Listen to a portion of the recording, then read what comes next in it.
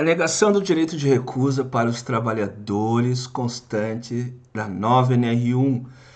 Eu sou o Gerson Rocha, do canal Cogito Podcast, e venho trazer esse importante tema para ti hoje, para que nós possamos refletir um pouco mais além do que parece estar sendo tratado numa norma muito aguardada há muito tempo, mas que traz, sim, muitos problemas. Isso, claro, obviamente, na visão de cada um de nós. Mas é preciso refletir, e o canal Cogito Podcast tem esse objetivo de refletir sobre os temas, falar sobre ele, polemizar, e não apenas aceitar essas coisas como mais uma ferramenta a ser aplicada no campo da saúde e segurança do trabalho, que pode ser mais uma ferramenta de burocracia do que propriamente atingir os seus objetivos. E nesse contexto, muitas coisas vão passando e a gente precisa estar de olhos bem abertos e para cumprir, né, as nossas atribuições de prevencionista adequadamente.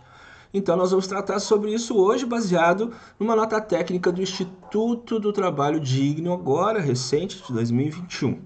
Antes de mais nada, eu te peço para nos acompanhar aqui no YouTube, se inscreva no canal, clique no sininho, dá um curtir, e assim o YouTube vai entender que esse tema pode ser de interesse de mais pessoas. Compartilhe também esse conteúdo e nos acompanhe também no Facebook, no Instagram e também em canais de podcast como o Spotify e o Google Podcast.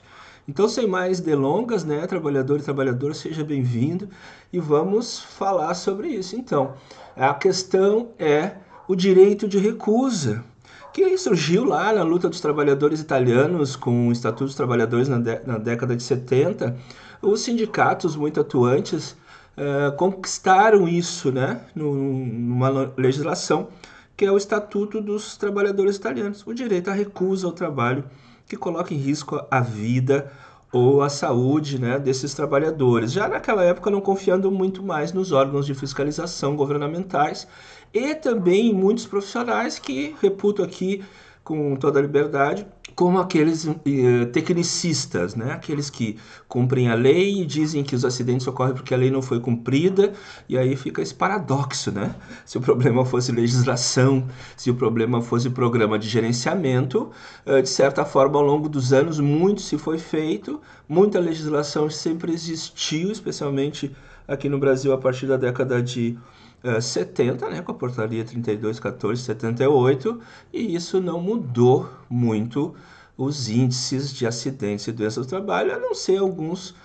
setores assim que tiveram uma melhoria, mas a gente sabe que no Brasil as estatísticas não são muito confiáveis, especialmente quando se fala em morte por acidente de trabalho. Sabemos todos que oficialmente essas mortes são subnotificadas, mas isso é um outro assunto, né, que envolve as questões previdenciárias. Então, essa negação do direito de recusa para os trabalhadores diante do trabalho perigoso, isso passou na nova NR1 a depender da autorização do empregador. Então, esse direito à recusa ao trabalho perigoso, que antes de mais nada é importante destacar que é um direito humano, direito à vida, à saúde, está sendo violado pela nova NR1. Quando coloca, em contrário a outras normas, que vamos abordar aqui imediatamente, se aproveita, né, dessa confusão que é a própria definição de risco grave eminente ou grave eminente risco contida na NR3, que é uma norma especialmente para fiscalização de obras ou de setores de alguma outro tipo de empresa, para ser interditado devido a condições de risco, mas a própria definição de risco grave eminente é muito subjetiva. À medida em que tudo pode ser risco grave eminente ou nada pode ser risco grave eminente. Então, quando se coloca na decisão apenas do empregador, o trabalhador pode manifestar, mas o empregador é que vai determinar se é ou não, se o trabalho segue ou não. Isso coloca em risco a prevenção, coloca em risco a vida e a saúde das pessoas.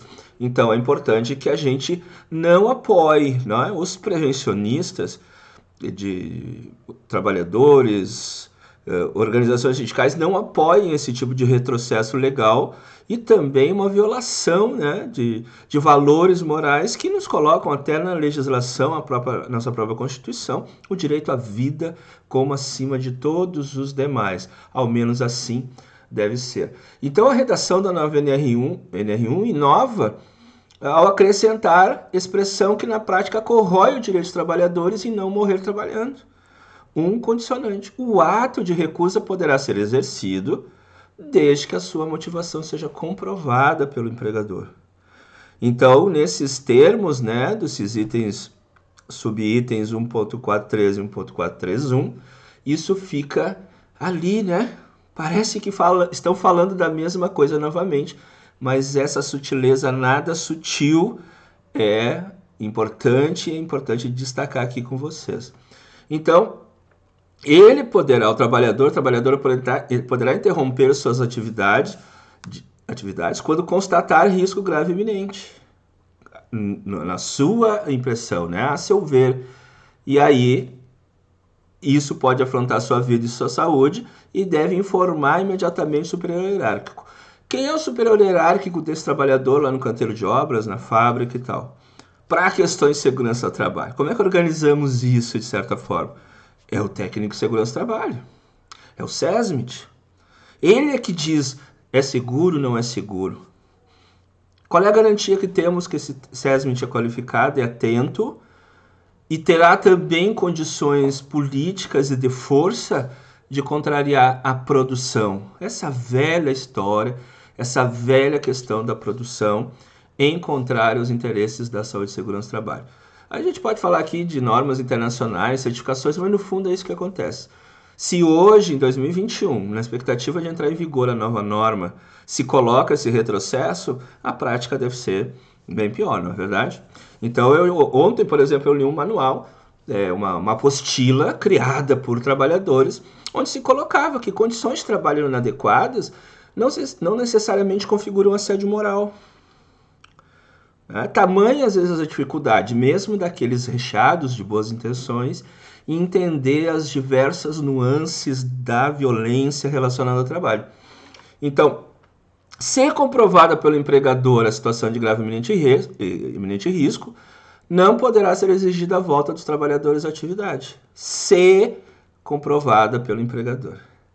Ou seja, parte do pressuposto que o trabalhador vai fazer de tudo ou por qualquer coisa uma situação de grave iminente risco para não trabalhar. Então é preciso que o empregador diga isso. Quando esse pensamento ocorre, inclusive por prevencionistas, está se dizendo que não há prevenção e não vai ser um PGRO que vai garantir isso. O texto não vai sair da mesa do computador e se espalhar no bolso de cada trabalhador ou nas suas mentes. É tudo um processo de capacitação, de defesa, de sustentabilidade no campo da segurança e saúde de trabalho, para que esse trabalhador seja agente de prevenção também, e em situações apenas configuradas, que podem fazer parte de treinamentos ou de um próprio programa que está em permanente qualificação, serem os agentes de prevenção nas suas frentes de trabalho e só alertarem para uma situação que requer a paralisação quando realmente ela encontrar a devida justificativa. Então, é importante que o prevencionista, especialmente técnico, entenda essa questão do superior hierárquico, porque dele também será cobrado ação ou omissão no caso de um acidente. Tu deveria ter confirmado que era perigoso, né? Então, na NR9, que está já revogado esse item, mas ainda em vigor, porque não entrou em vigor a norma NR1 que ele revogou esse item, diz lá, né, que o empregador deverá garantir na ocorrência de riscos ambientais nos locais de trabalho que coloque em situação de grave e iminente risco um ou mais trabalhadores, os mesmos possam interromper de imediato as suas atividades. Então, é isso que eu acabei de falar. Formação continuada, supervisão permanente, contratem mais técnicos em segurança do trabalho para qualificar isso, mas não impedir ou condicionar a defesa da vida própria, da vida de outro. Quando falamos em proteção da vida ou se defender diante de um agravo, nós podemos lembrar aqui, fazer um paralelo com a legítima defesa própria, a legítima defesa de terceiro ou a legítima defesa putativa até, que está no Código Penal. Diante de um agravo à vida, a pessoa tem direito a se defender daquele agravo. Inclusive, no caso da violência urbana, né, da violência mais comum que se fala, né? Porque não se fala quase do trabalho como fonte de violência, a pessoa pode matar o outro para não morrer por aquela pessoa. Pode defender a vida de outra pessoa para que ela não morra diante de uma violência com faca, com tiro, enfim. Ou até se defender, desde que prove que pensou que era um agravo e se defendeu, mas no fim, depois se provou que não era. A prova é mais difícil, né? Porque muita gente mata um terceiro depois, eu não sabia, pensei que aquele guarda-chuva era uma arma, especialmente se a pessoa que portava o guarda-chuva era negra, né? Então é mais perigoso ainda, né? Vamos, ironias, né, e tristezas à parte, a NR9 tem um bom texto em relação a isso que está retrocedendo com a nova NR1. E isso se repete na NR10.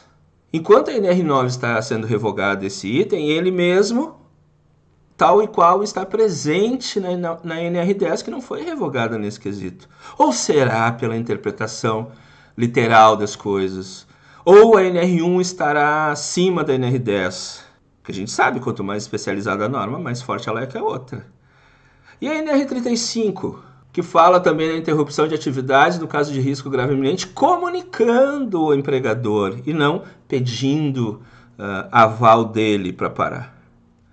Porque está se tendo uma ação cautelar para a proteção da vida. É a mesma coisa que uma das obrigações de qualquer cidadão, qualquer pessoa do povo, proteger a sua própria vida de outro. É uma obrigação moral. Está fundamentada nos nossos direitos subjetivos de direito à vida. O próprio técnico pode chegar lá e dizer, olha, vamos parar esse trabalho, outro não tem condições de realizar esse trabalho, que é perigoso, né?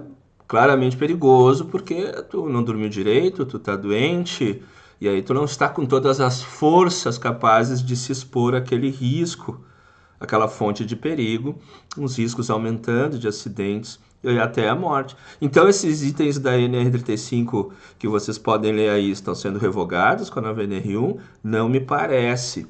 Então isso também denota as confusões entre as NRs que parecem não se sanear nunca.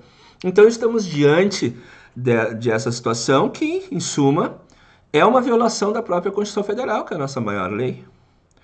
Ou seja, esses condicionantes da nova NR1 mostram a submissão patrocinada por um governo que claramente, já sem maiores timidezes, expressa, sim, as suas razões infundadas e desumanas de precarização da legislação trabalhista e previdenciária, para que os trabalhadores fiquem mais à mercê das empresas e os empresários com mais poder sobre o trabalho.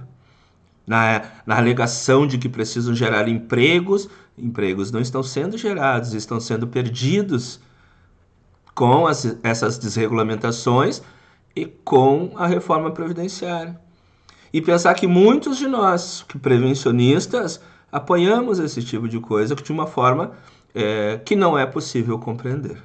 A supremacia da saúde e da vida, ela não pode estar numa condição de tanto ataque, de tanto desmerecimento. Pelo menos pelos prevencionistas, não.